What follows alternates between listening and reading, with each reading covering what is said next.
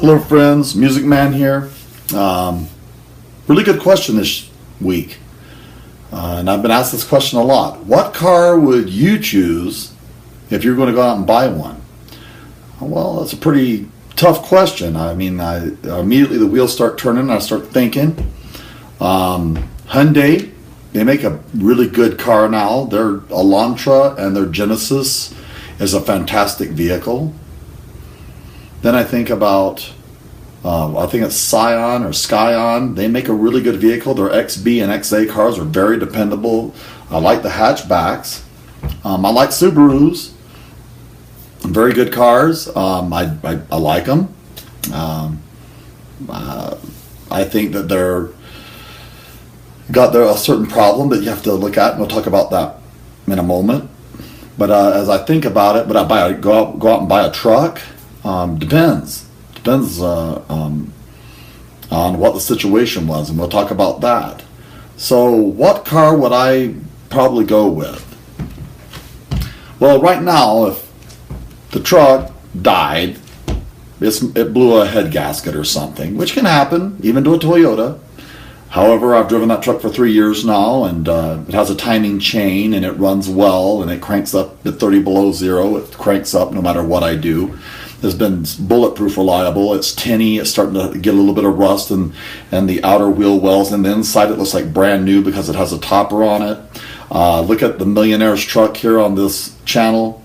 Look for the one where I go around and show you that truck. You'll want to see that. So what would I do if I needed a car? Right now, I'd probably go with a Toyota Corolla. And if I had the money, I would definitely go with the Toyota Camry. And there's reasons for this. Now let's go back to those cars that I like. The Hyundai Elantra. I don't know what its long-term problems are going to be, but I do know that about the Corollas and the Camrys. I know. Their long-term problems tend to be suspension, bushings, struts, things like that. Replace the brakes.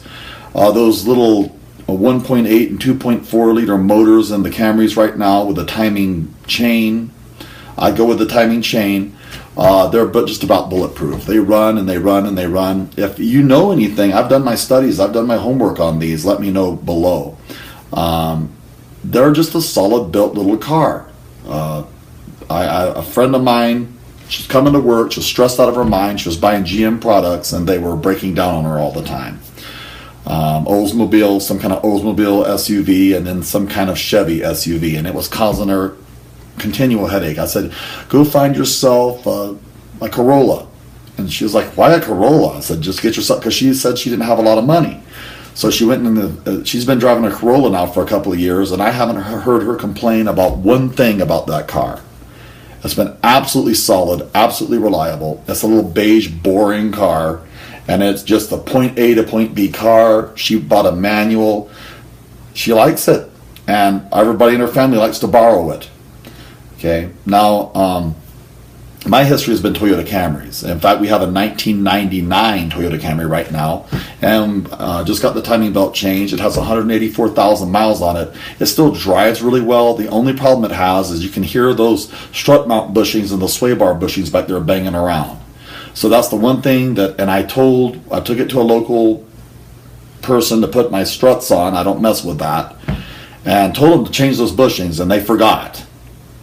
So I didn't want to make a big mess about it, but I am going to take it back in if my daughter even cares. She just likes an A to B car, and you can drive it if you can stand the noise.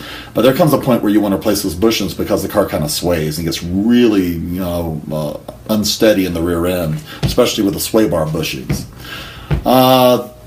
Subarus, I'm disappointed in the gas mileage because they're all-wheel drive systems, and I'm also leery about their head gaskets. I have to see if they've improved that in cars of late, and so I stay away from them.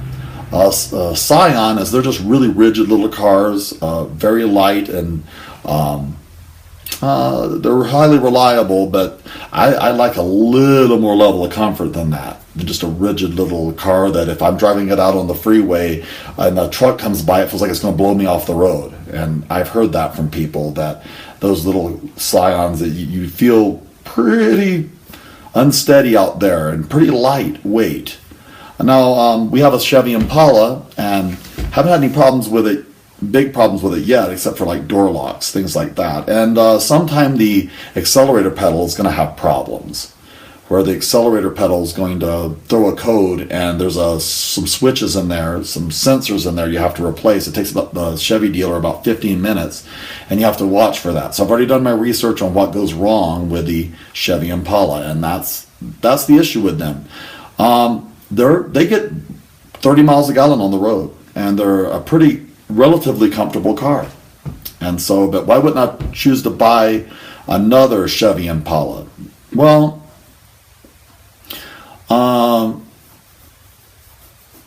I will have to get back to you on that.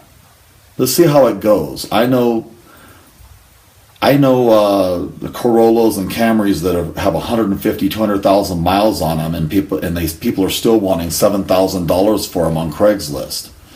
The problem with the Chevy Impala is why, after only 10 years, are people wanting to sell them for $5,000 and $7,000, and why can I hardly find one on Craigslist that has over 100,000 miles on it, and they're already trying to sell it? Those are just telltale signs to me that something's going on. Why are they already trying to sell the car? I would probably take the base model, the 3.5 liter motor, over the 3.9 or the V8, and that's because they put some kind of where they shut the cylinders down, and from what I've heard, that can lead to reliability problems, as I've read and done some research on that. So that's why I'm still hesitant on the Impala. We're driving it now. It's a loaner. The truck's a loaner. But I'll see where that goes. So it always comes back to Corolla Camry. Now, if I have a little more money than I anticipate, I'd probably buy a Toyota Avalon. They're a luxurious machine. Very, very good. Get good gas mileage, about 30 miles to the gallon, like the Impala, and they have refinements, and they're really just a Lexus with less cost. They're a very good machine, and so I'd probably go with that if I had the money. But then again, people want money for them, and so I think the best for your money, if you're in a pinch, is the Corolla, and if you don't want to spend about $10,000 or less and get a good reliable car, I'd go with the Camry. And you're saying, well, where's the American cars in here? Yeah, where are the American cars in here? Chrysler Sebring 200, no way. The Taurus, forget about it. The Fusion, no. I can go. The list is too long for this video for me to share with you. So if you're gonna talk to me about cars and the research I've done and all the reading I've done from so many different sites, these cars keep coming up as the stable. They'll get you point A to point B reliably, and that's the Toyota Corolla, and that is the Toyota Camry.